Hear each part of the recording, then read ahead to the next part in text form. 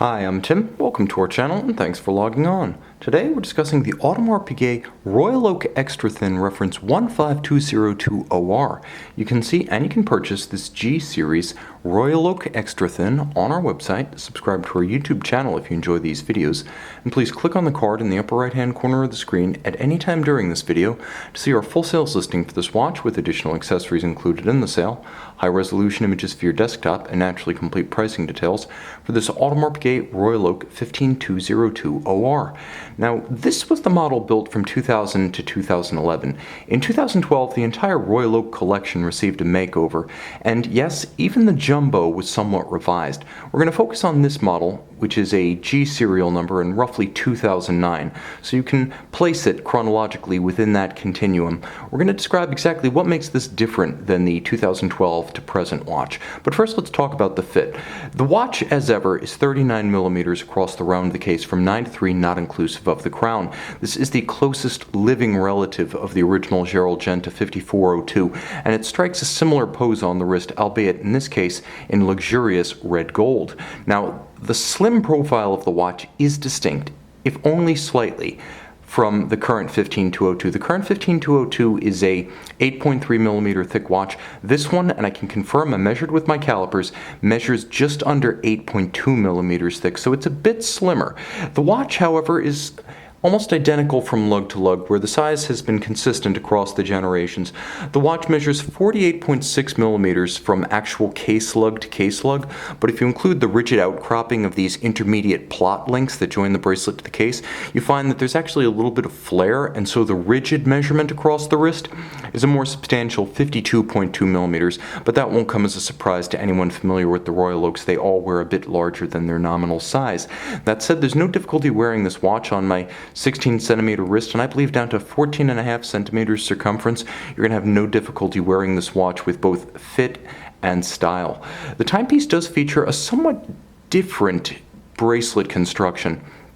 I can't quite articulate what's different about the bracelet. Maybe it's the actual retaining pins, maybe it's the profiling of the links, but it's a little bit more delicate and silken on the wrist than the bracelet that came later from 2012 to present. What you can see is that the finish has not been compromised in any way. This has been virtuosity from the beginning to the present. All Royal Oaks, hand finished and in gorgeous fashion. You can see the hairline bevel that expands from the mid case to the lug hood, flares out, and then you can see it diminishing and running down the flank, perfectly aligned on the shoulders of the links. Satin finished on the top. You'll also note the attention to detail in between. The plot corners themselves are all of a high polished gleam, so there's this contrast as the bracelet moves and the small polished flourishes pop up between the satin finished components. You'll note satin finished on the flank. The bracelet is comfortable. Audemars Piguet has been making bracelets for Royal Oaks long enough to understand how you can create a comfortable sports watch bracelet that aerates, flexes without breaking, offers enough robustness and security to keep the watch securely and confidently fastened to the wrist, and at the same time avoids pinching skin or pulling hair. Audemars Piguet puts itself ahead of the curve by attaching the bracelet to the case using a screw. That's one way you can get a silky bracelet to inspire confidence. No spring bars here. This is the way every heavy and expensive sports watch, or luxury watch for that matter, should be affixed to its case. Now, the clasp is distinct. You will know, if you've seen the recent Audemars Piguet Royal Oak 15202 clasps, that they are double deployant and that they are considerably more understated than this beautifully polished and handsome oversized single fold AP logo style deployant.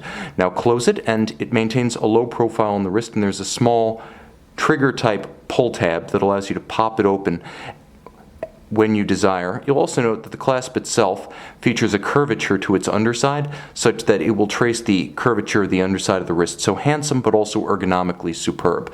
Now the watch is nicely executed, and it's very much as it left the factory. We can get a little bit closer now because we're not doing wrist shots. And you can see the level of execution of the case. Satin finish, polished flourishes, handsome combination of curves and sharp geometries. That was always the idea behind Gerald Genta's Royal Oak. Start with a rounded off octagonal bezel reminiscent of a Royal Navy warship of the same name. Now you've satin finished the top, polish and round off the flanks, take the case and make sure that the crease of the bezel is continued through the case flank and to the case back. You have a handsome linear satin grain across the case flank as well as across the lug hoods, and you'll note that the bezel gasket is expressed, but only just as a styling element of the watch. You can see it in profile as a contrast in color. Moving to the top of the bezel, you can see that one of the signatures, the hexagonal bezel bolts, they're not actually screws. They don't screw in. They're actually counter-threaded with a retaining nut on their opposite side within the case. That's how the alignment of the slots can be executed perfectly around the dial itself. They're also polished white gold, and they have been since the original steel model. One of the key elements in evaluating the condition of any Royal Oak or offshore is to ensure that there's still a comfortable recess. The bolts should always be somewhat recessed into the bezel. When the bezels get over finished or refinished, they start to thin out and you start to see these bolts become flush with the bezel or even somewhat superseding its plane and popping up above the deck. That should never happen. It should always be like you see here, where the bezel bolts are below the plane of the satin grained surfaces. Now moving into the dial, you can see this is an unusual combination of a silvered dial with a red gold case, but it is handsome. It's handsome and it's different. We should focus on one of the key elements of the tapisserie dial, and that's the fact that the hobnail actually contains a good deal more detail. Let me see if I can get really close. I've reached the limits of my lens. But one of the key features is that the hobnail itself is incredibly fine, and it has a texture in between the hobnail structures as well as atop their peaks that rewards viewing with a loupe. Now, the dials prior to 2012 were created by a Richemont-owned company called Stern Frere, which was originally the dial factory of the family that purchased Patek Philippe, so we are talking the same Sterns, albeit owned by Richemont in its later years. Now, in 2012, AP took the manufacture in-house, so this generation represented the last of a series, the last of an entire era, as all prior Royal Oak tapisserie dials had been created by Stern Frere. You'll also note that the watch features a number of distinct markings and details that set it apart from the current tapisserie dial on the current 15202.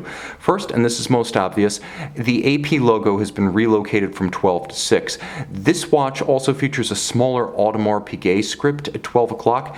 The indices on the earlier 15202 before 2012 are a little bit shorter and stubbier, and you can see outboard there's actually an Arabic numeral representing the minutes elapsed outboard of each of the 12-hour markers, or I should say the 10-hour markers, because you have the AP logo and you have a date disc at 3 o'clock. And it should be noted that on the pre-2012, the date disc was always a sort of silvery white. It doesn't precisely match any of the dials. If you look at it closely, you'll find that it's more silvery even than the tapisserie dial itself, and of course on the blue and black dials it was even more evident because of the color contrast. But you can look at it and you can see the subtle distinction between the dial color and the date disc color. Now, there will be a lume shot at the end of the video because the watch does have a surprisingly bright glow in the dark of night. Push-down crown, it has the same water resistance rating as the 15300 and the watch that succeeded the 15300, the current 15400. Although they're all rated along with the chronographs at 50 meters, the push-down crowns should be cared for a little bit more sedulously when moisture becomes a factor, as they're not quite as water resistant despite the 50-meter rating as their screw-down crown counterparts. Now you can see the case back and the business end of this watch. This is where the earlier 15202 really, I hate to say it, but throws shade all over the subsequent watch. And if I can capture the plane of focus and get some light on the movement, you'll see why I say that. The old rotor was exquisite. You can see how extravagantly it's been skeletonized with all of the interior surfaces and exterior bevels beautifully engaged around it. You can see the glow and the gleam of the edge of each of those surfaces. You can see under my thumb, for example, just how beautifully mirrored the edge of every one of those skeletonized surfaces is. You'll also note the clever Audemars Piguet AP engraved into the rotor. If you look at the rotor today, it is far more mechanical in its execution. It's still impressive, but it's not as impressive as this. This is a handmade masterpiece, and it shows. You do not need a loupe to realize the degree of care, especially in the batwing structure at center. look at those pointed unglazed edges. That is not easy to do. This is worth the price of admission, and it's worth picking the older reference for the rotor alone. Now the movement is the well-known Audemars Piguet caliber 2121, which is to say it's the 2120 with a date fitted. As a result of the fitment of the date, always a Royal Oak tradition, the movement is 3.05 millimeters thick, still exceptionally slim. It's actually based on a Jaeger-LeCoultre 920 Bausch, originally designed in conjunction with and for Audemars Piguet, Patek Philippe, and Vacheron. The JLC Bausch, never actually used by JLC. You'll never find this movement in a Jaeger-LeCoultre watch.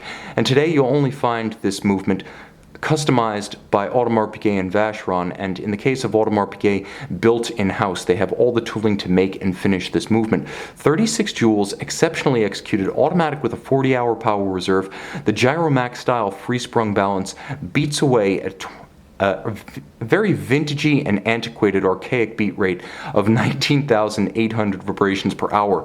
One of the most fascinating engineering solutions that Jaeger-LeCoultre came up with when designing this movement was the annular winding system. So you see the rotor, but then you'll actually notice that there's this circumferential rail. It's actually one big ring with the rotor sitting on one side, and so it's annular. It's a circle. It runs all the way around the bridges, and it lowers the winding mass into the same plane as the rest of the bridges themselves. And there are 4 roller jewels underneath that annular, I should say, winding surface, and those 4 roller jewels, one separated every 90 degrees, act as a load-bearing surface, because otherwise the rotor would be so close coupled to the main plate that it would come in contact with it. So beautifully executed, finished by hand, gorgeous linear Côte de Genève across the bridges, as you can see. Handsome rounded anglage at the edge of every bridge, black polished screw heads with chamfered slots, and of course that beautifully engraved and finished winding mass. That is as good as it gets in the realm of mechanical horology. And a wonderful piece of history is that movement has an important place in the annals of Audemars Piguet, Patek Philippe, and Vacheron Constantin. Let's take one last look. Worth the price of admission by itself. Now I will say it does have a few quirks. There's no hacking function, and it has a semi-quickset whereby you just have to keep sweeping through midnight fore and aft, seesawing the date as it semi-quickset advances. That's the only quirk. Otherwise, a thin and time-tested movement in an all-timer, the Royal Oak Jumbo, the extra thin. See it and buy it in red gold with silver dial on our website. Okay, Audemars Piguet, the Jumbo. Royal Oak 15202OR Late G Series. See it by the light of day in its rose gold glory on our website.